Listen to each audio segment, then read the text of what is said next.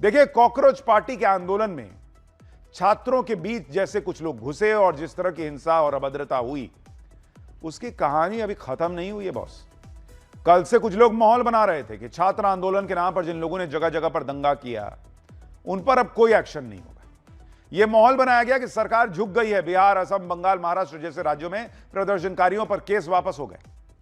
इंडी और कॉकरोच वाले इसे अपनी जीत बताने में जुट गए।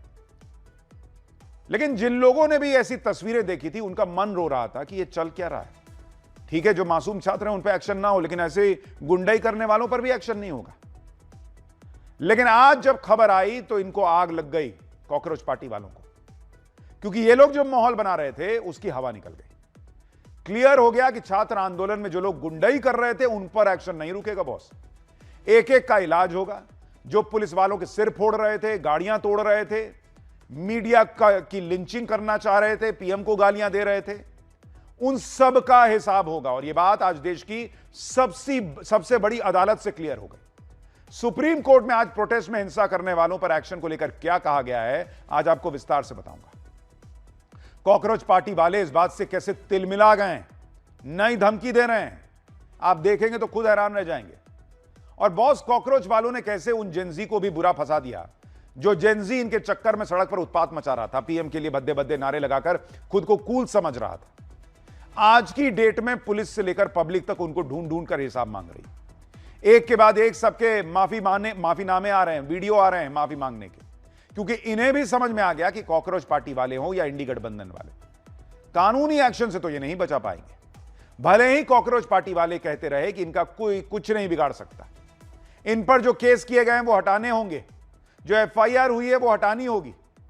लेकिन आज सुप्रीम कोर्ट से जो फैसला आया, देश का कानून जो कहता है कि एफआईआर हुई है तो ऐसे ही नहीं हट जाएगी, आज आपको सब बताऊंगा।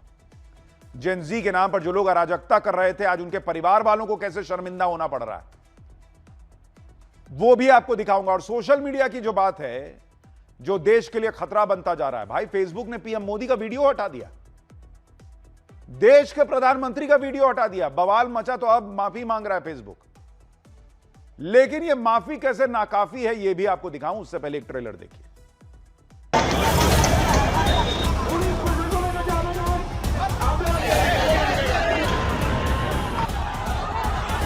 जहाँ पे हमें दिख रहा है कि सामने से किसी ने उकसाया है, तो ऑफ कोर्स वो तो पुलिस विल टेक।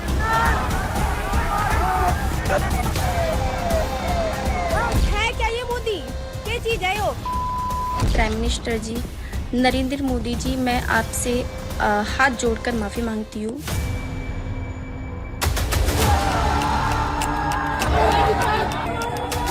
सभी वीडियो के लिए मुझे माफी देना। दोबारा ऐसी गंदी जिंदगी में नहीं करूंगी। मैं आप लोगों से हाथ जोड़ के रिक्वेस्ट करना चाहती हूँ कि ऐसी वीडियो पे यकीन ना कीजिए।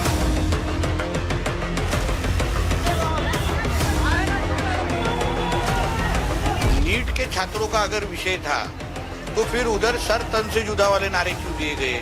सुप्रीम कोर्ट बोल रही है कि जिनके ऊपर एफआईआर्स है पहले से, उनको मत छोड़िए, तो वो हमें मंजूर नहीं है।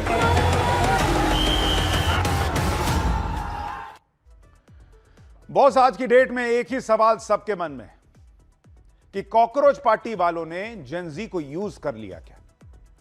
क्योंकि जेनजी वाले आज की डेट में बेचारे माफी मांग रहे हैं। हालांकि ये इस पूरे देश के जेनजी की तस्वीर नहीं है, ये याद रखिएगा। सारे जेनजी ऐसे ही नहीं है। हम उस जेनजी की बात कर रहे हैं जो आंदोलन में आए थे। आज की डेट में वो माफी मांग रहे हैं, उनके परिवार वाले माफी मांग रहे हैं। लेकिन कैसे जेनजी को यूज करके कॉकरोच पार्टी वाले पार्टी कर रहे हैं, घूम रहे हैं, उन्हीं मीडिया चैनल्स पर बैठ बैठ कर इंटरव्यू दे रहे हैं जिन्हें ये गोदी मीडिया बताते हैं, गाली देते थे। आज आपको सब दिखाऊंगा। लेकिन पहले यह देखिए कि एक चिंता इस बात की भी थी कि क्या जो लोग प्रोटेस्ट के नाम पर इस देश में आग लगा रहे थे, पुलिस वालों का माथा फोड़ रहे थे, पुलिस की गाड़ियां तोड़ रहे थे, जवानों को घेर रहे थे, देश की सेना को गाली दे रहे थे, देश को नेपाल और बांग्लादेश बनाने की धमकी दे रहे थे, इस देश में एक बड़ा वर्ग है जो चिंतित था कि क्या ये लोग कानूनी एक्शन से बच जाएंगे क्या? क्योंकि पिछले 24 घंटे में इन्हें लग रहा था कि ये जो चाहेंगे वो करवा लेंगे। बिहार, असम, महाराष्ट्र में प्रदर्शनकारियों के खिलाफ केस वापस हुए तो ये लोग माहौल बनाने लगे कि अब सरकार कुछ ना कर पाएगी। लेकिन आज इन्हें आग लग गई क्योंकि सुप्रीम कोर्ट का फैसला आ गया और आज सुप्रीम कोर्ट में हिंसा के मामले को लेकर सुनवाई हुई। इस सुनवाई में सुप्रीम कोर्ट ने क्या कहा, पहले वो देख लीजिए। भाई, सुप्रीम कोर्ट ने क्लियर कर दिया कि 18 साल से कम उम्र के प्रदर्शनकारी जिनका कोई क्रिमिनल रिकॉर्ड नहीं है, इन सबको फौरन रिहा कर दो। यानी एक तो 18 साल से उम्र कम होनी चाहिए और कोई क्रिमिनल रिकॉर्ड भी नहीं होना चाहिए। 18 साल से ऊपर वालों के लिए बात नहीं है। जिन लोगों पर पहले से केस नहीं है उन पर फिलहाल सख्त एक्शन नहीं होगा। यानी एक्शन ही नहीं होगा, यह नहीं कहा कोर्ट ने, कहा कि अभी सख्त एक्शन फिलहाल नहीं होगा। प्रदर्शन से जुड़े सीसीटीवी, ड्रोन फुटेज, सारे डिजिटल सबूत सुरक्षित रखने के लिए सुप्रीम कोर्ट ने कह दिया है कि कुछ डिलीट मत करना, यह सारा सबूत बचा के रखो जिसमें सब दिख रहा है कि किसने क्या किया है। पुलिस एक्शन की निष्पक्ष जांच होगी, जरूरत से ज्यादा बल प्रयोग करने वालों की जवाबदेही तय होगी, यह भी सुप्रीम कोर्ट ने कहा। जिसने भी ज्यादती की है, कानून अपने हाथ में लिया है, उनके खिलाफ एक्शन होना चाहिए। अगर प्रोटोकॉल का उल्लंघन हुआ है तो कानून को अपना काम करना चाहिए। यानी सुप्रीम कोर्ट ने सिर्फ नाबालिगों को फौरन छोड़ने के लिए कहा।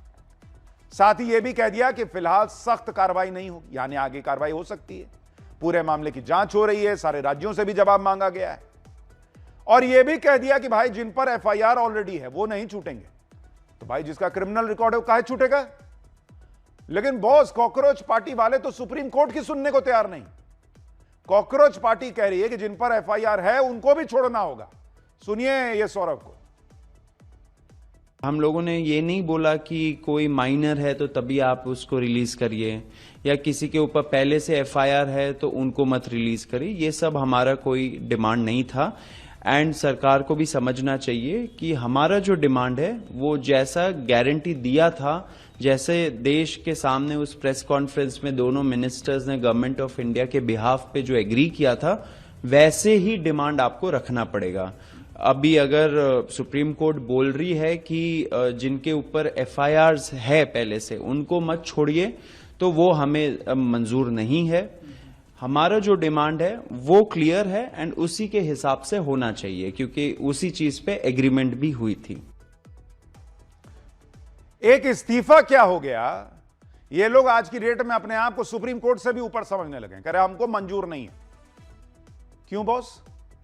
जिस पर पहले से एफआईआर हो रखी है, जिसका क्रिमिनल रिकॉर्ड हो सकता है, उसको क्यों छोड़ना चाहिए? तुम्हारे लोग थे वो। लो फिर जिम्मेदारी कि ये जिन जिन पर एफआईआर हो रखा है, जिनका क्रिमिनल रिकॉर्ड है, मेरे लोग हैं, नहीं छोड़े, इनको छोड़ना होगा। फिर तो लोग कहेंगे कि इसी को उठा के अंदर डालिए अगर ये इसके लोग हैं। आप सोचिए बॉस, ये लोग सुप्रीम कोर्ट की बात नहीं मान रहे हैं। कॉकरोच पार्टी वाले कह रहे हैं कि सुप्रीम कोर्ट का आदेश इनको मंजूर नहीं है। कॉकरोच पार्टी वाले आज बोल रहे हैं कि जिन पर एफआईआर है उनको भी छोड़ दो, जबकि कल तक यही लोग बोल रहे थे कि जिन्होंने हुड़दंग और गुंडई की है उन पर एक्शन होना चाहिए। सुनिए एक कुछ घंटे पहले रात में ये लोग क्या बोले थे। अगर प्रोटेस्टर्स ने रिटेलिएशन में करा है, जैसे होता है ना, एक्शन हो रहा है, उसका एक रिएक्शन आ रहा है, अगर वो चीज दिख रही है, then of course that's not something we want कि उनको पनिश करा जाए। पर जहां पे हमें दिख रहा है कि सामने से किसी ने उकसाया है, तो ऑफ कोर्स वो तो police will take, of course then तो नहीं। एंड हमने बोला कि in all cases we have, but these we will have a record, right? That is the job of the, for evidence is also needed, right? Evidence, so for genuine cases and non-genuine cases, both of that, evidence is needed. अब सवाल यह है कि कल रात तक जो लोग ये कह रहे थे कि जो लोग पुलिस पर हमला करते दिख रहे हैं उन पर एक्शन होना चाहिए, कुछ घंटे में उनके पास किन लोगों के नाम की लिस्ट आ गई कि आज वो एफआईआर वाले लोगों को भी बचाने पर आ गए। अब ये लोग दूसरी बात करने लगे, ना सुप्रीम कोर्ट को मान रहे हैं, ना सरकार को मान रहे हैं। और जिन लोगों को बचाने के लिए कॉकरोच पार्टी वाले ये सब कर रहे हैं, उन लोगों को पहले तो कॉकरोच पार्टी वाले कहते थे कि बीजेपी और आरएसएस के लोग हैं। सुनिए कॉकरोच पार्टी के फाउंडर अभिजीत दीपके ने क्या कहा था जब हिंसा पे सवाल पूछा गया था कि भाई लिंचिंग हो रही है, मीडिया की, पुलिस को मार रहे हैं, तो इन्होंने कहा था ये बीजेपी आरएसएस के गुंडे हैं। ये बाहर से लोग भेजे जा रहे जानबूझकर प्रोटेस्ट को खराब करने के लिए। हम यहाँ पर 1 महीने से बैठे हुए थे, 1 महीने में ऐसी कोई वारदात नहीं हुई, लेकिन अब क्या हो रहा है, जैसे ये प्रोटेस्ट बड़ा हो गया है तो ये बाहर से गुंडे भेजे जा रहे हैं बीजेपी द्वारा जानबूझकर लोगों को उकसाने के लिए, और यही लोग हैं जो पथराव करे बीजेपी के। पुलिस यहाँ पर पत्थरों के ट्रक लाकर रखती है, बीजेपी के गुंडे आते हैं, वो पत्थरबाजी करते हैं और फिर कॉकरोच जनता पार्टी के लोगों को बदनाम करते हैं। बहुत सवाल है कि अगर ये सो कॉल्ड बीजेपी आरएसएस के लोग थे जो इनको पता था, तो आज की डेट में अगर उन पर एक्शन हो रहा है तो इनको काहे आग लग रही है? ये क्यों चाहते हैं कि सो कॉल्ड बीजेपी आरएसएस के गुंडे बच जाएं? क्यों एफआईआर वालों को बचाना चाहते हैं जिन पे ऑलरेडी कोई एफआईआर पहले का हो रखा है? क्रिमिनल्स को बचाएंगे आप। और आप देखिए कि कॉकरोच पार्टी कभी कहती है कि गुंडई करने वाले बीजेपी के लोग हैं, कभी कहती है जिन पे पहले से केस है उनको छोड़ दो, जबकि दिल्ली पुलिस पहले ही खुलासा कर चुकी है कि प्रोटेस्ट में सैकड़ों अपराधी घुसे हुए थे और इन पर कोई मामूली केसेस नहीं है। पहले से ऐसे लोग थे जिन पर पहले से हत्या का केस चल रहा था, रेप और डकैती जैसे मामले दर्ज हैं, पॉक्सो एक्ट का मामला दर्ज है, महिलाओं से छेड़छाड़ के आरोपी भी इसमें शामिल थे। ऐसे लोगों को कॉकरोच पार्टी बचाना चाहती है कि नहीं, एफआईआर भी है तो आप इनको छोड़ दीजिए। कल को ये क्रिमिनल्स बाहर घूमेंगे, अपराध करेंगे, इन पे कोई एक्शन नहीं होना चाहिए। क्यों? तब तो आपने खुद को डिस्टेंस कर लिया, क्योंकि तब वो तस्वीर आ रही थी जिससे प्रेशर बन रहा था। अब जब इन पर एक्शन होने लगा तो आपको क्यों आग लग रही है? क्या ऐसे लोगों के खिलाफ एक्शन नहीं होना चाहिए? सबको छोड़ दें, क्योंकि कॉकरोच पार्टी वाले कह रहे हैं, और ऐसा नहीं करने पर फिर से प्रदर्शन की धमकी दे रहे हैं। सुप्रीम कोर्ट के आदेश को कॉकरोच पार्टी वाले मानने को तैयार नहीं। दिल्ली हाईकोर्ट में प्रोटेस्ट से जुड़े मामले पर सुनवाई हुई, जिसमें पुलिस की जिम्मेदारियों को लेकर हाईकोर्ट ने बिल्कुल साफ टिप्पणी की। कोर्ट में जंतर मंतर पर प्रोटेस्ट के दौरान पुलिस की तरफ से महिला को थप्पड़ मारने के केस में सुनवाई हुई, जिस पर हाईकोर्ट ने कहा कि आपको निष्पक्ष रहना होगा, संस्थानों की साख को कमजोर करना बंद कीजिए। अगर उस अधिकारी ने कुछ गलत किया है तो उसे उसके परिणाम भुगतने होंगे, लेकिन इसका मतलब यह नहीं कि उसकी निगरानी से पूरा काम वापस ले लिया जाए। क्या आज पूरी दिल्ली पुलिस कटघरे में है? फिर क्या पुलिस एफआईआर दर्ज करना बंद कर दे? यानी हाईकोर्ट से भी इनको निराशा हाथ लगी। जंतर मंतर पर हिंसा के बाद पुलिस ने कई एफआईआर दर्ज की थी। इन सारी एफआईआर को वापस लेने की कानूनी प्रक्रिया भी है। ऐसा नहीं है कि बोल दिया और एफआईआर वापस हो जाती है, रद्द हो जाती है। यह भी सुन लीजिए कि इसका भी प्रोसेस क्या होता है। जंतर मंतर हिंसा और उससे जुड़े मामलों में करीब 20 केस दर्ज हुए हैं। 14 केस प्रोटेस्ट और हिंसा से जुड़े हैं। एक केस बिना इजाजत ड्रोन उड़ाने का है। बाकी के केस पत्रकारों ने खुद से मारपीट होने के मामले में दर्ज कराए। पहले केस वापस लेने का आदेश आएगा, फिर दिल्ली पुलिस एलजी को चिट्ठी लिखेगी। चिट्ठी में दिल्ली पुलिस आगे कार्रवाई नहीं करने की बात बताएगी। दिल्ली पुलिस के इस पत्र पर एलजी का अप्रूवल आएगा। उसके बाद दिल्ली पुलिस संबंधित कोर्ट को जानकारी देगी कि हमें इन मामलों में आगे प्रोसिक्यूट नहीं करना है। इसके बाद कोर्ट पर निर्भर करता है कि वो क्या आदेश देता है। दिल्ली पुलिस के दर्ज किए हुए केस वापस हो सकते हैं, पत्रकारों ने जो केस दर्ज कराए हैं वो वापस नहीं होंगे। यानी ऐसा नहीं है कि हवा में चल रहा है कि अरे सीजेपी वालों ने बोल दिया सारा केस वापस। पहले तो कोर्ट बताएगा कि होगा कि नहीं वापस, और दूसरा जो पत्रकारों ने केस किए हैं वो कैसे वापस हो जाएगा? बॉस, तुम मार दोगे किसी को, कहोगे कि उसका अधिकार नहीं है कि एफआईआर कराए? बोल देने भर से यह देश नहीं चलता है। इसकी लंबी कानूनी प्रक्रिया होती है और केस वापस लेने की बात से कई लोग कह रहे हैं कि वो खुद केस करेंगे। कई लोग कह रहे हैं कि अगर पुलिस वापस ले भी ली तो हम जाके कोर्ट में कहेंगे कि यह केस कैसे वापस हो सकता है। यह देश खड़ा हो रहा है। जंतर मंतर पर जो हुआ इस देश के अंदर आग लगाने का प्रयास कुछ लोगों की तरफ से छात्रों की आड़ में, उसके खिलाफ यह देश खड़ा हो रहा है। कई ऐसे लोग हैं जो पुलिस पर हमला करने वालों के खिलाफ केस वापस लेने का विरोध कर रहे हैं। खुद दिल्ली पुलिस के रिटायर्ड कर्मचारी, जिसमें गजेटेड और नॉन गजेटेड दोनों शामिल हैं, वो रिटायर्ड अधिकारी कह रहे हैं कि अब हम प्रोटेस्ट करेंगे। इन सभी ने दिल्ली पुलिस से जंतर मंतर पर प्रोटेस्ट के लिए इजाजत मांगी है। दिल्ली पुलिस के रिटायर्ड कर्मचारियों का प्रोटेस्ट 31 जुलाई को हो सकता है। इधर पुलिस वालों में गुस्सा है, उधर जेनजी के परिवारों में गुस्सा है, क्योंकि उन्हें लग रहा है कि कॉकरोच पार्टी वालों ने उन्हें उनके बच्चों का इस्तेमाल करके छोड़ दिया। आज वही जेनजी माफी मांगता घूम रहा है। प्रदर्शन में गाली गलौज करने वाले लोगों को भी समझ आ रहा है कि वो क्या गलती कर बैठे। जंतर मंतर पर प्रोटेस्ट के दौरान सैकड़ों वीडियो वायरल हुए, जिसमें खुद को जेनजी बताने वाले लड़के लड़कियां खुल के गाली दे रहे थे। सरकार से लेकर सेना तक सबको अपशब्द बोल रहे थे। अब इनके वीडियो वायरल हो रहे हैं, घर परिवार वालों तक बात पहुंच रही है और ये लोग माफी मांगते फिर रहे हैं। देखिए क्या हो रहा है। है क्या ये मोदी क्या चीज है यो कभी बैठाओ मतलब लॉकडाउन लगा क्या है यो मोदी जी आपसे मेरा एक निवेदन है आप जहाँ कहीं भी हो मेरे से कांटेक्ट कर लो क्योंकि मैं आपसे विवाह करूंगी फिर माननीय प्राइम मिनिस्टर जी नरेंद्र मोदी जी, मैं आपसे हाथ जोड़कर माफ़ी मांगती हूँ। मैं आपसे क्षमा चाहती हूँ। जो आपके विरोध मेरी वीडियो बनी थी, मैं उन वीडियो को लेके बहुत ज़्यादा शर्मिंदा हूँ। मैं बहुत ही ज़्यादा गिल्टी फील कर रही हूँ। मुझे ऐसा नहीं करना चाहिए था और मैं चाहती हूँ कि मेरे खिलाफ़ कोई भी एक्शन ना लिया जाए और आप मुझे माफ़ी दें। आगे से फ्यूचर में, वर्तमान में, फ्यूचर में कभी भी मैं ऐसी कोई वीडियो नहीं बनाऊंगी, कभी भी ऐसा कोई कदम नहीं उठाऊंगी जो गलत हो। बस मेरी आपसे इतनी ही विनती है कि आप मुझे माफ़ करें।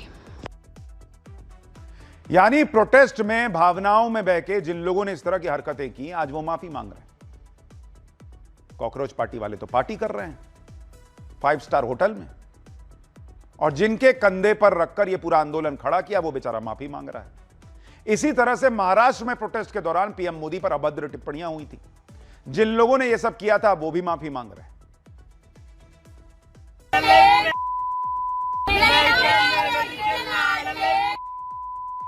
सॉरी, कुछ दिनों पहले मैं प्रोटेस्ट में गया था नागपुर के, तो तब मेरे हाथ से एक छोटी सी गलती हुई है। छोटी तो नहीं बोल सकता, बहुत बड़ी गलती हुई है। उस सभी को मैं सॉरी बोलता हूँ। मेरे हाथ से जो भी गलती हुई है उस सभी वीडियो के लिए मुझे माफ़ी देना। और सही में मैं अपने इंडिया के प्रधानमंत्री जी की रिस्पेक्ट करता हूँ। और सॉरी आप सभी को मेरे वजह से कुछ तकलीफ हुई होंगी तो। आप ये भी देखिए कि जेनजी के नाम पर इस प्रोटेस्ट में इस देश की सेना को भी नहीं छोड़ा गया। देश की सेना को गाली दी गई। ये लोग भूल गए कि ये जब ये जेनजी बैठकर रील देखता है तो वो सेना के लोग एक्सट्रीम कंडीशंस में इस देश की रक्षा करते हैं। मेरे को किसी ने मॉरल पुलिसिंग कर दी अगर, दिल्ली पुलिस से लेकर इंडियन आर्मी तक को इन लोगों ने जमकर गालियां दी, जबकि सेना का नीट प्रोटेस्ट से कोई लेना देना तक नहीं था। दिल्ली पुलिस तो अपना काम कर रही थी। इन सब लोगों को लग रहा था कि सेना को गाली देकर, पुलिस को गाली देकर क्या ही हो जाएगा, व्यूज आएंगे सो अलग। लेकिन अब बात इनके घरों तक पहुंच रही है। पुलिस तो एक्शन ले ही रही है। गाली गलौज करने वाले लोगों के परिवार वालों को शर्मिंदा होना पड़ रहा है। लोग ऐसे लोगों को ढूंढ ढूंढ कर उनके घर पर जा रहे हैं, सवाल पूछ रहे हैं, वीडियो दिखाकर ये क्या किए हो। और परिवार वाले बेचारे सिर झुका के खड़े हैं, अपने बच्चे की हरकत पर जवाब देते नहीं बन रहा। देखिए क्या हुआ है। सभी की भावना यहाँ तो ये जितने भी खड़े हैं। और परसों से आप एक वीडियो देख रहे हो, बहुत वायरल हो रही है, जिसमें एक लड़का जो है भारत की सेना को, इंडियन आर्मी को गालियां दे रहा है। आज वो लड़का हमारे साथ खड़ा है, उसके घर पे हम आए हुए हैं। ये खड़ा है आपके सामने। ये अपने किए को लेकर बहुत ज्यादा पछता रहा है। इसके पिताजी भी हमारे साथ खड़े हैं। ये भी अपनी तरफ से क्षमा प्रार्थी है, माफी ये मांग रहा है। ये उस भाई के पिताजी भी हमारे साथ हैं। पिताजी ये भी हमारे भोगल में ही रहते हैं। ये भी हमारे अपने ही हैं। ये भी हमारे अपने ही हैं, हमारे साथ खड़े हैं। ये भी उसकी तरफ से बोल दिया, इन्होंने उससे माफी मंगवा दी है। ये भी बड़े क्षमा प्रार्थी हैं इस चीज को लेकर। ये भी उस चीज को लेकर बड़े क्षमा प्रार्थी हैं। अब बताइए क्या मिला इसे गाली गलौज करके। आज आपके पिताजी का कंधा झुका हुआ है। भर मोहल्ला देख रहा है कि इनके बेटे की हरकत की वजह से पिता की क्या हालत हो रही है। वो गरीब आदमी मेहनत करके आपको पढ़ा लिखा रहा है इसलिए कि एक रील वायरल करने के लिए जो है वो तुम सेना को गाली दो, पीएम को गाली दो, मीडिया को गाली दो, और ये भूल जाओ कि ये सब करके कभी तो हिसाब होगा। जेनजी का मतलब ये नहीं है कि जो मन में आए वो बोल दो। युवाओं में जोश होता है, हर जनरेशन में युवा होता है बॉस। ऐसा नहीं कि तुम ही युवा पैदा हुए हो। हम लोग भी एक वक्त में जवान थे, हमारे माता पिता भी एक वक्त में जवान थे, लेकिन देश को गाली नहीं देते थे, सेना को गाली नहीं देते थे। जो तुमको समझा रहा है कि ये बहुत कूल है, जिसको मन गाली दे दो, वो तुम्हारे भविष्य से खेल रहा है, क्योंकि उसका तो काम हो गया। 5 स्टार में पार्टी चल रही है, तुम माफी मांग रहे हो, तुम्हारे पिता को शर्मिंदा होना पड़ रहा है। और देश का सारा जेनजी भी ऐसा नहीं है बॉस, मैं आपको बताऊं। ऐसे युवाओं की इस तरह की हरकत से सेना के रिटायर्ड अधिकारी भी हैरान हैं। सुनिए रिटायर्ड लेफ्टिनेंट इस पर क्या कह रहे हैं। These last few days I have realized how harmful unconditional freedom of speech is. Paramvir चक्र अवॉर्डी को कमेंट सेक्शन में गालियां पड़ रही है. People with 30-35 years of military service are given some nonsense in the comments. Bloody hell, be a little grateful यार. Look at the medals on their chest. वो पढ़ने तक नहीं हो पाएगा तुम लोगों से. And that is extreme level of sacrifice, national pride which they are holding on their chests. And if they are speaking something, regardless of whether you agree or not, the least you can do is give some goddamn respect. बताओ, सेना के लोग अंदर से hurt हो रहे हैं कि क्या कर रहे हो यार, गाली दे रहे हो। जंतर मंतर प्रोटेस्ट के दौरान सिर्फ गाली गलौज ही नहीं हुआ था, जमकर फेक न्यूज भी फैलाई गई थी। सोशल मीडिया पर बड़ा पाव गर्ल नाम से मशहूर एक लड़की ने केंद्रीय मंत्री पीयूष गोयल का एक वीडियो शेयर किया जो फेक था, एआई से बना हुआ था। जब वायरल हुआ तो लगा कि अब तो एक्शन हो जाएगा, तो अब यह बड़ा पाव गर्ल सॉरी बोल रही है।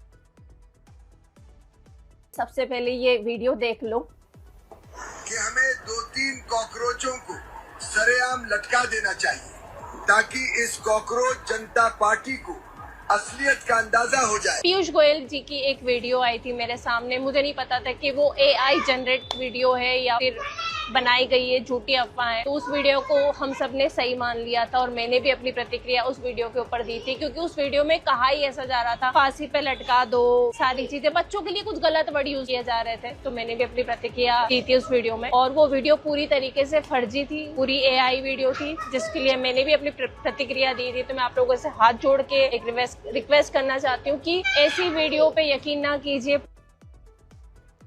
उस वक्त सब जल्दी में थे बॉस कि क्या मैं डाल दूं कि मेरा रील वायरल हो जाए। इसी तरह के कई वीडियो हैं जिनमें गाली गलौज करने वाले अब माफी मांग रहे हैं।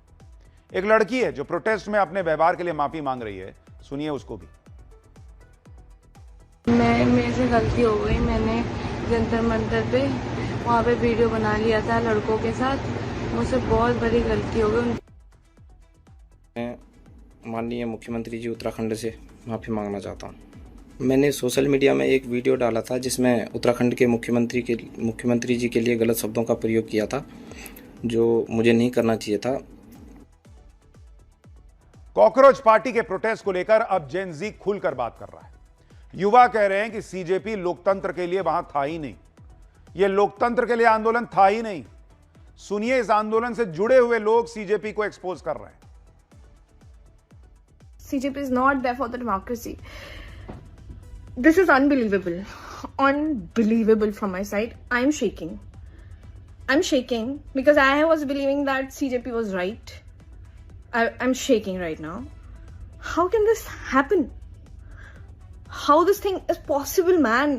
What they have done is they have put my video in their medical group and have written कि इसमें 70 से 80 रिपोर्टिंग करो so that Meta bans this video. कहाँ है डेमोक्रेसी? है कहाँ भाई डेमोक्रेसी? और आप लोगों के दूसरे ग्रुप्स में जो बातें चल रही हैं कि पुलिस वालों के टायर पंचर कर दो, वो कर दो। I have been believing this for so long कि ये स्टूडेंट्स लेड प्रोटेस्ट है। धीरे धीरे लोगों को चीजें समझ में आने लगी। आप ये भी देखिए कि जंतर मंतर प्रोटेस्ट में कई लोगों के फोन चोरी हो गए। जो लोग पुलिस को गालियां दे रहे थे, फोन चोरी होने के बाद उसी पुलिस के पास गए कि हमारा फोन वापस दिला दो। वाह बॉस, पहले पुलिस को गाली दो, फोन चोरी हो जाए तो पुलिस से कहो कि तुम ही दिलाओ। प्रदर्शन के हंगामे में पुलिस भीड़ को संभालेगी या फोन को देगी? सुनिए ये प्रदर्शनकारी लड़की क्या कह रही है। प्रोटेस्ट ना हमेशा याद रहेगा। अब फोन तो मिलेगा नहीं, क्योंकि वहाँ के जो आसपास के पुलिस स्टेशन थे, वहाँ पे 3-4 पुलिस स्टेशन थे, सारे पुलिस स्टेशन में घूम ली हूँ, तो सब कह रहे कि उस वाले पुलिस स्टेशन में जाओ, वहाँ जाओ, 12 खम्बा पुलिस स्टेशन में जाओ। वहाँ पे ऐसे घुमा रहे थे, किसी ने हमारा कुछ नहीं करा, एक दूसरे को कॉल कर रहा है और भाग रहा है। और वहाँ पे मेरा ही नहीं, वहाँ पे जितने बेचारे स्टूडेंट आते हैं और बेचारे जो लोग आते हैं ना, उनके भी फोन चोरी कर लिए। बेचारे सब इतने परेशान हो रखे हैं। जेनजी का तो इस्तेमाल हो गया और इधर कॉकरोच पार्टी वाले पार्टी कर रहे हैं, इधर उधर घूम रहे हैं। आप सोचिए, जिस मीडिया को ये लोग गाली देते हैं, जिसको गोदी मीडिया बुलाते हैं, उसी मीडिया के गोदी में बैठ बैठ के इंटरव्यू दिए। इस देश के जेनजी, उनके माता पिता को सोचना चाहिए जो आपके बच्चों को वहां आंदोलन करवा रहे थे कि इस देश का मीडिया खराब है। इतना मीडिया खराब था तो उस मीडिया में जाके इंटरव्यू क्यों दिए ये लोग? और अगर मीडिया खराब था तो मीडिया इनको प्लेटफॉर्म देता। अरे तुम मीडिया को लिंच कर रहे थे तब भी मीडिया तुम्हारा प्रोटेस्ट दिखा रहा था और तुम मीडिया को गाली दे रहे हो। लेकिन आप सोचिए, आपका बच्चा माफी मांग रहा है, आपका बच्चा डरा हुआ है कि उसके साथ क्या एक्शन हो जाएगा, उसका करियर का क्या होगा, उसके भविष्य का क्या होगा। आप माता पिता के तौर पे सो नहीं पा रहे हैं, इनकी पार्टी चल रही है। कॉकरोच पार्टी वाले खुद को ही एक्सपोज कर रहे हैं। लोग इनसे कह रहे हैं कि आप तो सुसाइड करने वाले छात्रों के परिवार वालों के लिए 1 करोड़ का मुआवजा मांग रहे थे, लेकिन शिक्षा मंत्री का इस्तीफा होने के बाद जश्न मनाने लगे। सुसाइड करने वाले छात्रों को तो भूल गए। जब इस बारे में कॉकरोच पार्टी से सवाल पूछा गया तो इनसे जवाब देते नहीं बना। किस बच्चों की मौत का मुआवजा नहीं मिला, आपके लोग पार्टी कर रहे हैं, क्या बोलेंगे? रत्ना आपके लोग, आप जवाब दीजिए, बट आप चुप नहीं रह सकती है। मौत का मुआवजा नहीं मिला है रत्ना, और आप लोग पार्टी कर रहे हैं। कॉकरोच पार्टी वाले तो एक्सपोज हो रहे हैं, जिन्होंने इनका साथ दिया वो भी एक्सपोज हो रहे हैं। जैसे आप देखिए कि सीपीएम के एक सांसद सुप्रीम कोर्ट चले गए क्योंकि जंतर मंतर प्रोटेस्ट के दौरान दिल्ली पुलिस ने जिस फेस रिकॉग्निशन टेक्नोलॉजी का इस्तेमाल किया, जिससे अपराधियों की भी पहचान हो पाई, इनको उनसे दिक्कत है। इसे निजता का हनन बताया जा रहा है और इसको लेकर सीपीएम के सांसद ए रहीम सुप्रीम कोर्ट चले गए, याचिका दाखिल कर दी। और याचिका में क्या कहे कि यह प्रदर्शनकारियों की निजता और मौलिक अधिकारों का हनन है। जंतर मंतर पे पब्लिक प्लेस में प्रदर्शन कर रहे हो, तुम्हारी निजता चलेगी वहां कि तुम्हारा चेहरा कोई ना देखे? इतना चेहरा तुम्हारा निजी मामला है तो अंदर घर में ना बैठो। और वहां जब रील बना बना के गाली दे रहे थे तब निजता का हनन नहीं हो रहा था कि रील में सब देखेंगे? याचिका में इस सिस्टम को असंवैधानिक घोषित करने की मांग की गई है। साथ ही शांतिपूर्ण प्रदर्शन में इसके इस्तेमाल पर रोक लगाने की मांग की गई है। क्यों? क्योंकि ये फेशियल रिकॉग्निशन सिस्टम से सबका चेहरा पता चल जाता है कि कौन शांति से बैठा है और कौन हंगामा करने वाला है। यह निजता है आपकी। देश में आग लगाने के लिए इनको निजता चाहिए। गाली देते समय निजता नहीं थी, तब कूल था कि देश के प्रधानमंत्री हैं तो क्या हुआ, गाली नहीं खा सकते हैं? देश का प्रधानमंत्री गाली खा सकता है, तुम्हारा चेहरा जो है वो वीडियो में नहीं आ सकता। निजता की इनको याद आ रही है। एक बात और समझ लीजिए, वहां इतने सारे घुसे हुए थे अपराधी किस्म के, ये कोई जिम्मेदारी लेगा इनमें से आज की डेट में कि कल को वहां जो रेपिस्ट घुसे हुए थे किसी लड़की के साथ कुछ कर देते तो किसकी जिम्मेदारी होती? ये तो बोल के कट लेते कि बीजेपी आरएसएस के लोग होंगे, उनके गुंडे होंगे। मर्डर केस वाले घूम रहे थे, किसी को मार देते, काट देते, क्या करते आप? और कह रहे हैं कि पुलिस को नजर नहीं रखनी चाहिए। और हम आपको पाठशाला में लगातार बता रहे हैं कि कैसे सोशल मीडिया पर नैरेटिव का खेल चल रहा है, कैसे आधे अधूरे सच को सोशल मीडिया पर दिखाकर माहौल बनाया जा रहा है। बहुत सारे लोग उसी में तो फंस गए, उनको लगा कि अरे सबका वायरल हो रहा है, हम भी कुछ बना के डालो। और आप देखिए सोशल मीडिया पर इस देश के खिलाफ कैसा खेल चला। पीएम मोदी के वीडियो से खेल हो गया बॉस। फेसबुक पर पीएम मोदी का वीडियो गायब हो गया। आपको याद होगा पीएम मोदी ने पेपर लीक के मुद्दे पर सख्त एक्शन लेने का वीडियो डाला था, लेकिन यह वीडियो पोस्ट में विजिबल ही नहीं था। पीएम मोदी की पोस्ट पर यह मैसेज आने लगा कि post is not available in India, और नीचे लिखा था कि the attached media is not available in your region due to a legal request. आप सोचिए इनकी हिम्मत कि देश के प्रधानमंत्री का वीडियो गायब कर दिया इन लोगों ने और कह रहे हैं कि गलती हो गई। पीएम मोदी की पोस्ट फेसबुक से गायब हुई तो विवाद हुआ। इस पर फेसबुक की तरफ से सफाई आई। सूत्रों के मुताबिक फेसबुक की कंपनी मेटा ने इसके लिए सरकार से माफी मांगी।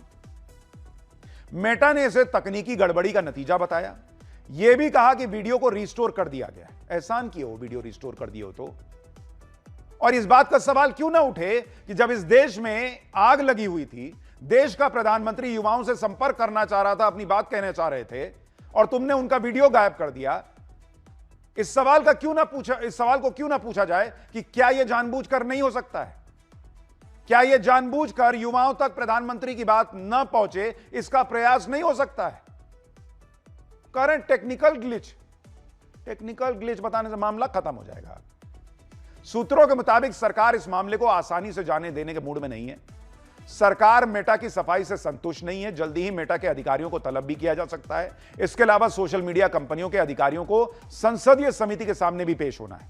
3 अगस्त को संसदीय समिति की बैठक है, जिसमें सोशल मीडिया प्लेटफॉर्म के प्रतिनिधियों को बुलाया जा सकता है। बैठक में महिलाओं, बच्चों, किसानों, मजदूरों और आम लोगों की प्राइवेसी की सुरक्षा कैसे सुनिश्चित की जाए, इस पर चर्चा होगी। मैं कहना रहा हूं बॉस कि ये जितने सोशल मीडिया प्लेटफॉर्म हैं, आज की डेट में ये खतरा बनते जा रहे हैं। और एक केस से नहीं कह रहा हूं, इनका ट्रैक रिकॉर्ड है अलग अलग देशों में। आपके किसी पोस्ट पर झुंड में लोग आते हैं आपको गाली देने, तो उसके पीछे भी बहुत सोची समझी रणनीति होती है कि आदमी डर जाए और जो है वो दूसरी दिशा में सोचने लग जाए, बोलने लग जाए। खेला चल रहा है बॉस। ये सारे जितने ऐप हैं एक एक बात आपका सुनते रहते हैं। आप बोलिए, इंस्टाग्राम आपके मोबाइल में है ना, आप बोल के देखिए कि फलाने फूफा के यहां हमको जो है उनके बेटी की शादी में जाना है। 5 मिनट घर पे बात कीजिए, आपके फोन में रील में शादी के कपड़े का रील नहीं आने लग गया तो जो बोलिए सो। सब सुन रहा है लोग।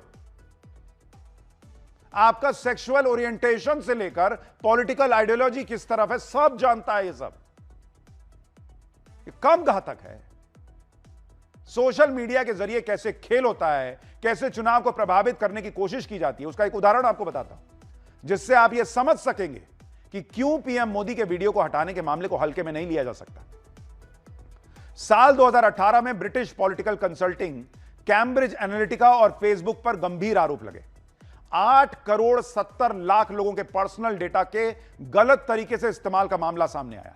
कैम्ब्रिज एनालिटिका पर आरोप था कि उसने डेटा फेसबुक से इकट्ठा करवाया, फिर चुनावों को प्रभावित करने के लिए इस्तेमाल किया। कैम्ब्रिज एनालिटिका पर साल 2016 में अमेरिकी राष्ट्रपति के चुनाव और द ब्रेक्जिट रेफरेंडम को प्रभावित करने का आरोप लगा था। साल 2018 में इतना बड़ा स्कैंडल बाहर आने के बाद कैम्ब्रिज एनालिटिका कंपनी ही बंद हो गई थी। फेसबुक पर करीब 40,000 करोड़ का फाइन लगा था। तो ऐसे हवा में बात नहीं हो रही है बॉस, ये दूध के दूल्हे नहीं है।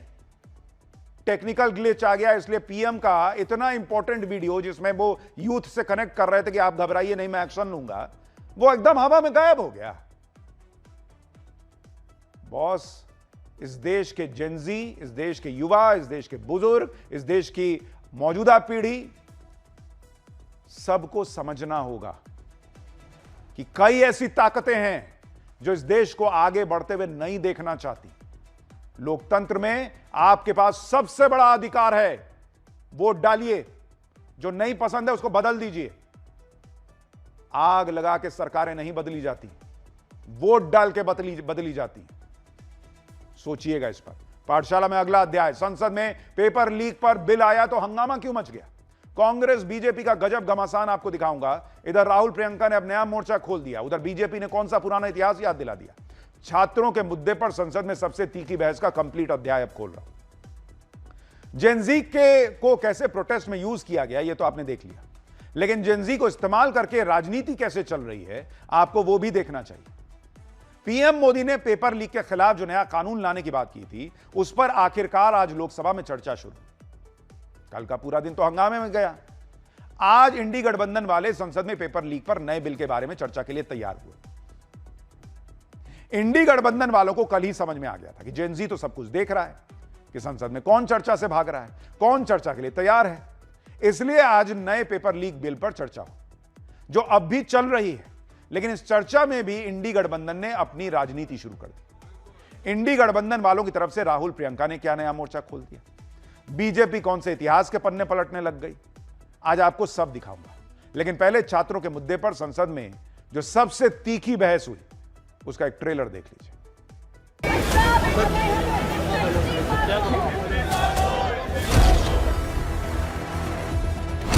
छात्रों का आंदोलन के बाद सरकार उनका बात सुन के पार्लियामेंट में बिल लेके आता है, ये अच्छा है। या जो आंदोलन होता है तो उसको कुचलने के लिए देश में इमरजेंसी लगा देता है, वो अच्छा आप बता दीजिए। प्रधानमंत्री जी को कैमरे का एंगल नहीं, बिल का एंगल बदलना पड़ेगा। एग्जामिनेशन को लेकर के तरह तरह की वारदातें होती रही, ऐसा पहले भी होता था। ये सिर्फ एक दिखावा का बिल है, क्योंकि ये बिल एक संशोधन बिल है। एक प्रधान जी को हटा करके प्रधानमंत्री बचा लिया। हाल ही में पंजाब में फार्मेसी ऑफिसर रिक्रूटमेंट एग्जामिनेशन में तो हाई टेक यानी ब्लूटूथ का इस्तेमाल कर उस पेपर को कॉम्प्रोमाइज करना है। पंजाब में एक भी पेपर लीक नहीं हुआ।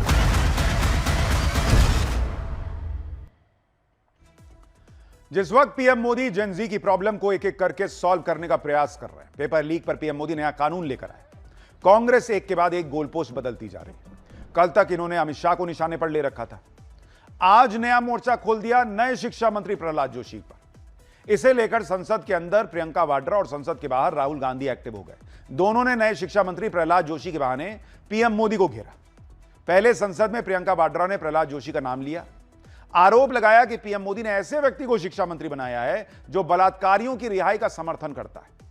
प्रियंका वाड्रा ने बिल्किस बानो केस में दोषियों की रिहाई पर प्रहलाद जोशी के पुराने बयान को लेकर आरोप लगाया। आरोप लगा और संसद में बवाल मच गया। सरकार ने इस पर ऐतराज जताया। भाई, अगर आप कोई आरोप लगाते हैं तो ऑथेंटिकेट करने के लिए कहा जाता है कि बताइए कैसे, किस आधार पर लगाएं। प्रियंका वाड्रा इस पर अखबार की कटिंग दिखाने लगी, लेकिन स्पीकर ने इसे नहीं माना। इस दौरान खूब हल्ला मचा। सरकार और कांग्रेस के सांसदों के बीच गहमा गहमी हो गई। हालांकि बाद में प्रियंका वाड्रा के बयान को संसद की कार्रवाई से हटा दिया गया, लेकिन इस मामले को कांग्रेस ने संसद के बाहर भी उठाया। संसद के बाहर आकर राहुल गांधी और प्रियंका वाड्रा ने प्रहलाद जोशी को लेकर क्या कहा, वो सुनिए। All these young people were protesting about the education system, and so many girls are protesting. They've been beaten, they've been thrashed. The BJP puts a man who is a defender of rapists. That's the most filthy type of man.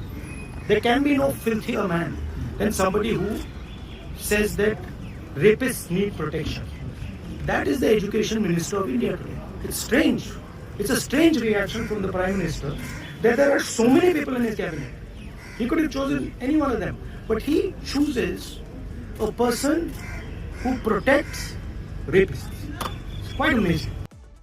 Time when they are saying that they are bringing in women's rights, women's reservations, and they are putting women in the forefront, I think it's a very wrong message. Priyanka Vadra ने पहले PM Modi के मंत्री पर सवाल उठाए, फिर PM Modi की तरफ से बनाई गई टास्क फोर्स के सदस्यों पर भी सवाल उठाए। प्रियंका वाड्रा ने कमेटी के सदस्य प्रोफेसर वी कामाकोटी पर सवाल खड़े किए। प्रियंका ने कहा कि प्रोफेसर वी कामाकोटी को शिक्षा के बारे में मालूम ही क्या है। वी कामाकोटी तो गोमूत्र के स्पेशलिस्ट हैं। सुनिए एक बार। और इस नई कमेटी में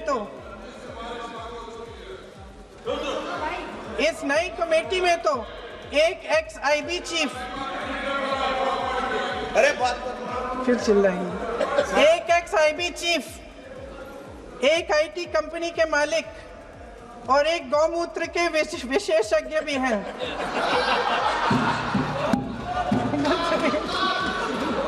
तो सच है क्या? इन्हें शिक्षा के बारे में क्या पता जी?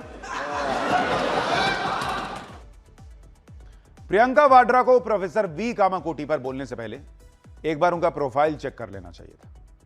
प्रोफेसर वी कामाकोटी उस टीम को लीड कर चुके हैं जिसने भारत का पहला स्वदेशी माइक्रो प्रोसेसर शक्ति डेवलप किया था।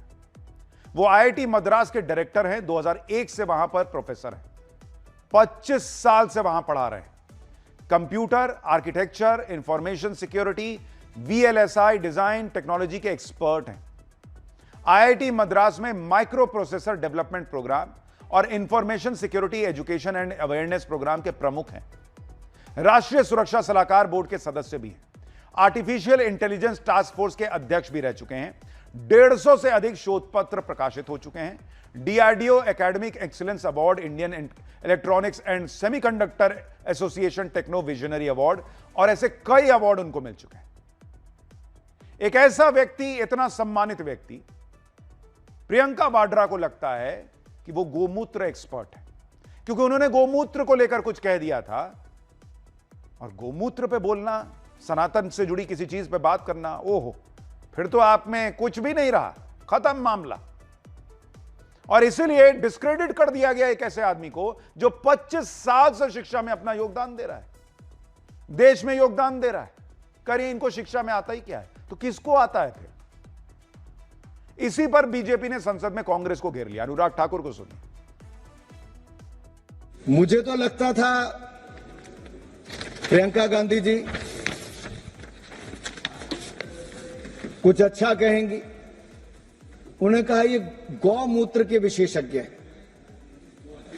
तो गांधी परिवार की सबसे बड़ी समस्या ये है कि वो भारत की परंपराओं को ना तो समझते हैं और ना ही समझने का प्रयास करते हैं, बल्कि उनका उपहास उड़ाते हैं। जिन पर दुनिया शोध कर रही है, कांग्रेस उन पर तंज कस रही है। देश के प्रतिष्ठित प्रेस्टिजियस साइंटिस्ट जो भारतीय ज्ञान परंपरा का अध्ययन करना चाह रहे हैं, कांग्रेस उनका मजाक उड़ाती है। ये हमारी संस्कृति, हमारे समाज और हमारे साइंटिस्ट के साथ सदा कांग्रेस यही करती रही। अच्छा, एक सवाल है। 2001 से वो आईआईटी मद्रास से जुड़े हुए हैं। अगर उनको पढ़ाई का कुछ समझ में नहीं आता, शिक्षा का कुछ समझ में नहीं आता, तो बीच में 10 साल यूपीए की सरकार थी, हटाए क्या नहीं उनको? अगर शिक्षा का कुछ नहीं आता तो उनको हटाना चाहिए था। फिर आपके हिसाब से अगर कुछ नहीं आता, वो तो बच्चों के भविष्य के साथ खिलवाड़ कर रहे होंगे, उनको क्यों रहने दिया? लेकिन गोमूत्र पे कुछ बोल दिया तो इस आदमी को कुछ नहीं आता। कांग्रेस को पीएम मोदी के हर फैसले से दिक्कत है। जेनजी से जुड़ने के लिए पीएम मोदी ने इंस्टाग्राम पर जो वीडियो डाले, प्रियंका वाड्रा ने उस पर भी सवाल उठाया। प्रियंका ने कहा कि पीएम मोदी को कैमरे का नहीं, दिल का एंगल बदलना पड़ेगा। आप जेनजी का भरोसा वापस जीतना चाहते हैं तो नए नए एंगल से, अपने फोन से नए नए वीडियो बनाने से नहीं होगा।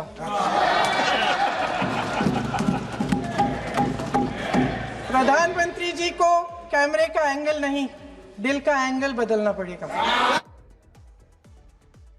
इधर प्रियंका वाड्रा ने पेपर लीक पर पीएम मोदी को घेरा, उधर बीजेपी ने भी पेपर लीक पर कांग्रेस राज का पूरा इतिहास खोलकर रख दिया। केंद्रीय मंत्री जितेंद्र सिंह ने संसद में बताया कि 2009 में रेलवे रिक्रूटमेंट बोर्ड का पेपर लीक हुआ, 2011 में all India engineering entrance examination का पेपर लीक हुआ, 2012 में एम्स एंट्रेंस एग्जाम का पेपर लीक हुआ, 2013 में महाराष्ट्र सेकेंडरी सर्टिफिकेट एग्जामिनेशन का पेपर लीक हुआ, 2010 में यूपी बीएड एंट्रेंस परीक्षा का पेपर लीक हुआ, 2012 में तमिलनाडु पीसीएस का पेपर लीक हुआ, 2009 में बंगाल ज्वाइंट एंट्रेंस एग्जाम का पेपर लीक हुआ। सवाल यह नहीं है कि पेपर लीक क्यों हुआ, सवाल यह है कि अगर आज आपके पास इतना ज्ञान है, इतनी समझ है कि पेपर लीक कैसे रोकना है, नरेंद्र मोदी को कुछ नहीं आता, उनके टास्क फोर्स के लोगों को कुछ नहीं आता, तो आपके राज में पेपर लीक हो कैसे रहा था? उस वक्त क्यों नहीं रोक पाए? इतने सीरियस विषय पर भी समाधान खोजने की बजाय खाली पॉलिटिक्स। जितेंद्र सिंह ने दावा किया कि इनमें से कई एग्जाम ऐसे थे जो सीधे केंद्र सरकार की तरफ से आयोजित होते थे, बाकी के राज्यों में अलग अलग सरकारें थीं जिसमें कई बार पेपर लीक हुए। संसद में आज अखिलेश यादव ने भी मोर्चा संभाला। अखिलेश यादव भी एक लिस्ट लेकर आए, बीजेपी राज में हुए पेपर लीक की लिस्ट गिनाने लगे। संसद में चर्चा के दौरान अखिलेश यादव ने बताया कि यूपी में बीजेपी की सरकार रहते हुए कितने पेपर लीक हुए। बोर्ड परीक्षा से लेकर भर्ती परीक्षा में धांधली के आरोपों पर अखिलेश यादव ने सरकार से जवाब मांगा। अखिलेश यादव ने पीएम मोदी को भी घेरा, कहा कि प्रधानमंत्री को बचाने के लिए प्रधान को हटा दिया गया। जब मंत्री जी लौटे हैं, मंत्री नहीं रहे, उसके बाद सदन के बाहर उनका स्वागत किया गया। अध्यक्ष महोदय, जो स्वागत हुआ उसके लिए हमें कोई शिकायत नहीं है, लेकिन माननीय सदस्यों को कितनी बड़ी राहत मिली होगी, कितने बड़े संकट से बचाया उन्होंने। एक प्रधान जी को हटा करके प्रधानमंत्री बचा लिया आपने। और अध्यक्ष महोदय, जो लोग चढ़ावा चोरी नहीं बचा पाए, वो पेपर लीक कैसे बचा पाएंगे? किसकी आंखों में आप धूल झोंक रहे हैं?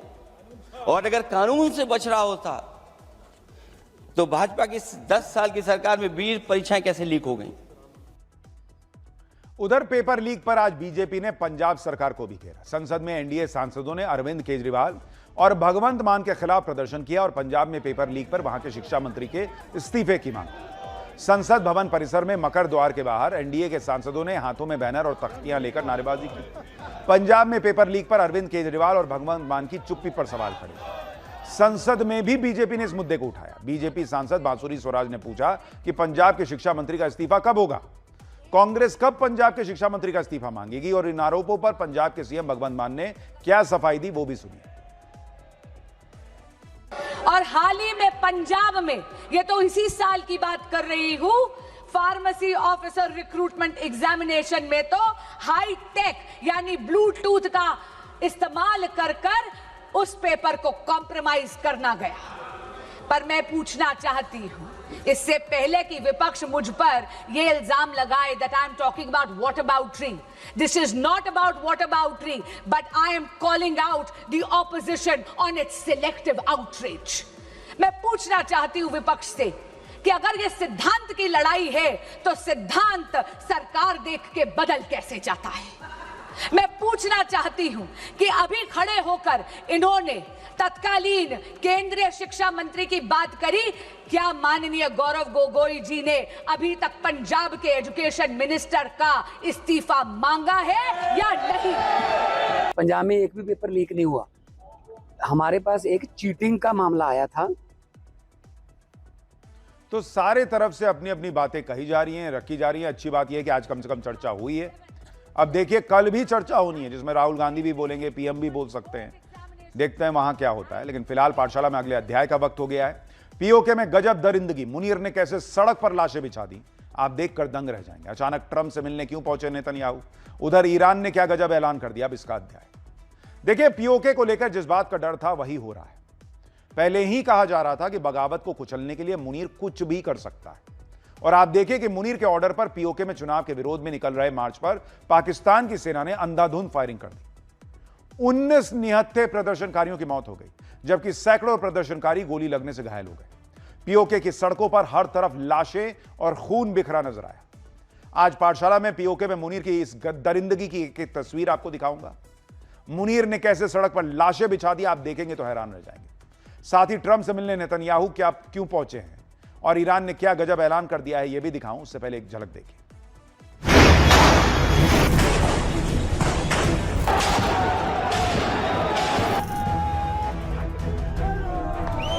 तो मैं नहीं समझता कि वो का कोई पाकिस्तान के साथ ताल्लुक है। इंडियन स्पॉन्सर्ड लोग हैं, वो यहाँ बैठे हुए हैं जो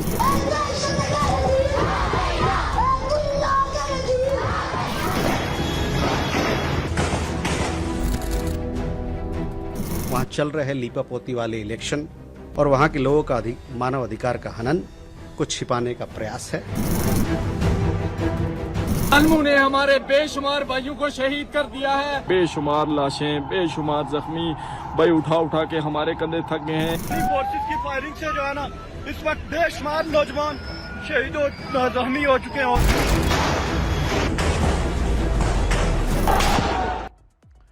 देखिए पीओके में मुनीर के खूनी खेल के बारे में आपको बताता हूं, जिसकी शुरुआत तो 2 महीने पहले हो चुकी थी, लेकिन इस बार मुनीर ने हैवानियत की सारी हदें पार कर दी। दरअसल पीओके के लोग करीब 2 महीने से वहां जबरन चुनाव कराए जाने का विरोध कर रहे थे, और जब पाकिस्तान सरकार चुनाव करवाने पर अड़ी रही तो लोग बड़ी संख्या में सड़क पर उतरे।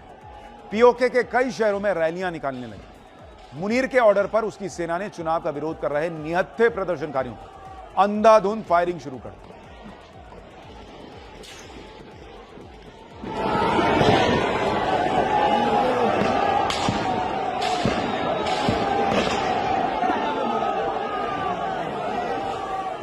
पीओके की राजधानी मुजफ्फराबाद से आई एक और तस्वीर देखिए, जहां फायरिंग के बाद सड़कों पर लाशें बिछी हुई दिखाई दे रही। ताबड़तोड़ फायरिंग के बीच लोग जान बचाकर इधर उधर भागने का प्रयास करते दिखे। कैसे अंधाधुंध फायरिंग के बाद सड़कें खून से लाल हो गई थीं, उसकी तस्वीरें भी आपको दिखाता हूं। ये देखिए खून गिरा हुआ है चारों तरफ सड़क पर। ये देखिए, ये खून है, पानी नहीं गिरा हुआ। और ये देखिए कैसे वहां हालात बन गए थे। मुजफ्फराबाद में जहां सड़कों पर प्रदर्शनकारियों की भीड़ दिखाई दी, वहीं मुनीर की सेना ने फायरिंग शुरू कर दी। लेकिन लगातार हो रही फायरिंग भी प्रदर्शन कर रहे लोगों का हौसला नहीं तोड़ पाई। लोग नारेबाजी करते हुए सड़क पर डटे दिखाई दिए।